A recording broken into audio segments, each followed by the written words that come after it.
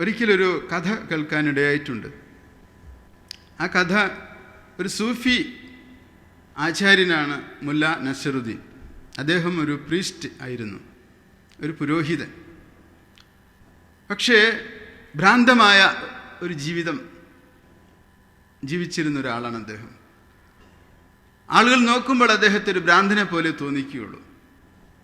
എന്നാൽ അദ്ദേഹം അഗാധ വിജ്ഞാനിയാണ്, അറിവുള്ളവനാണ് അദ്ദേഹം. ഒരു ദിവസം അദ്ദേഹത്തിൻ്റെ നാട്ടിലെ മസ്ജിദിൽ നിന്ന് കുറേ ആളുകൾ വന്ന് അദ്ദേഹത്തോട് പറഞ്ഞു, ഈ വരുന്ന വെള്ളിയാഴ്ച ദിവസം അങ്ങ് ഞങ്ങളുടെ മസ്ജിദിൽ വന്നൊരു പ്രാർത്ഥന ചടങ്ങിൽ ഞങ്ങളോട് സംഭാഷണം നടത്തണം എന്ന് പറഞ്ഞു. അപ്പം അദ്ദേഹം പറഞ്ഞു, ഞാൻ വരാം. അദ്ദേഹം ആ വെള്ളിയാഴ്ച ദിവസം ആ പള്ളിയിൽ ചെന്ന് അപ്പോൾ എല്ലാവരും അവിടെ അദ്ദേഹത്തിൻ്റെ പ്രഭാഷണം കേൾക്കാൻ കാത്തിരിക്കുക. അപ്പം അദ്ദേഹം അവരോട് ചോദിച്ചു, ആദ്യം വന്ന് സ്റ്റേജിലേക്ക് കയറി നിന്ന് അവരോടൊരു ചോദ്യം ചോദിക്കുകയാണ്. ഞാൻ എന്താണ് നിങ്ങളോട് പറയാൻ പോകുന്നതെന്ന് നിങ്ങൾക്കറിയാമോ എന്ന് ചോദിച്ചു. അപ്പോൾ അവരെല്ലാവരും അങ്ങോട്ടും ഇങ്ങോട്ടും നോക്കിയിട്ട് പറഞ്ഞു, ഞങ്ങൾക്കറിയില്ല എന്ന് പറഞ്ഞു. ഞങ്ങൾക്കറിയില്ല എന്ന് പറഞ്ഞപ്പോൾ അദ്ദേഹം തലയിൽ കൈയിട്ട് ചൊറിഞ്ഞുകൊണ്ട് പറഞ്ഞു, എൻ്റെ സമയം മെനക്കെടുത്താൻ വേണ്ടിയിട്ട് വിളിച്ചു കൊണ്ടുവന്ന് ഇത്രയും വിവരമില്ലാത്ത മനുഷ്യരോടാണ് ഞാൻ സംസാരിക്കുന്നത് എന്ന് പറഞ്ഞ് അദ്ദേഹം ഇറങ്ങിപ്പോയി അവിടെ നിന്ന്. അപ്പോൾ സംഘാടകർക്ക് വളരെ വിഷമായി.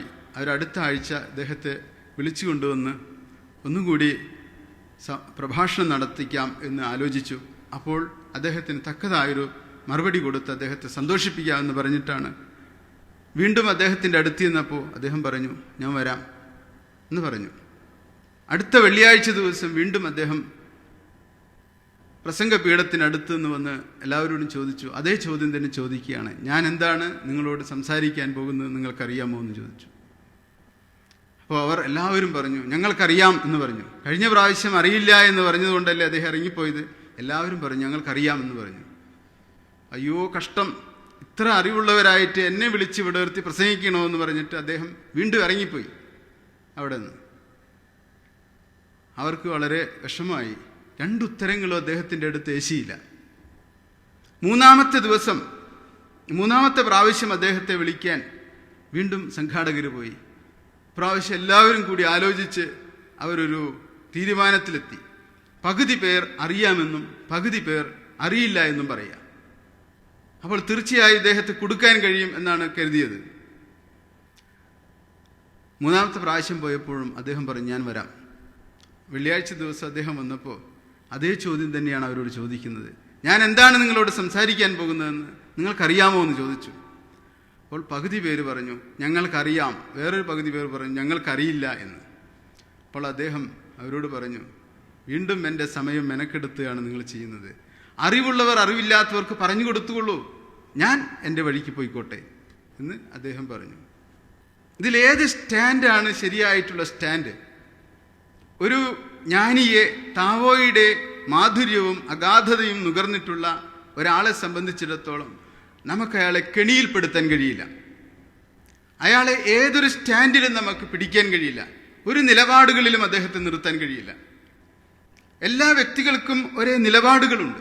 ഇപ്പം നമ്മളുടെ സമൂഹത്തിൽ നോക്കിക്കഴിഞ്ഞാൽ ഒരാളെ ഇടതുപക്ഷമെന്നോ വലതുപക്ഷമെന്നോ രണ്ട് പക്ഷങ്ങളിൽ നിർത്താം. ഈ രണ്ട് പക്ഷങ്ങളിലില്ലാത്ത ആളുകളെല്ലാം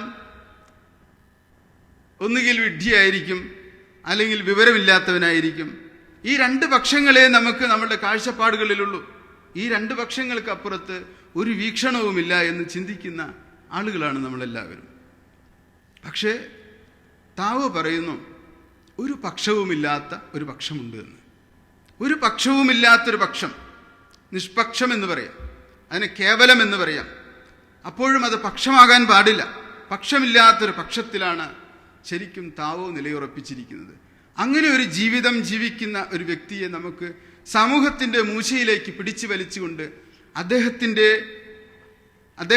നമ്മളുടെ മാനദണ്ഡങ്ങളിലൂടെ നോക്കിക്കാണാൻ കഴിയുകയില്ല. അങ്ങനെ നോക്കിക്കാണുന്നത് നമ്മളുടെ വൈകല്യം കൊണ്ടാണ്.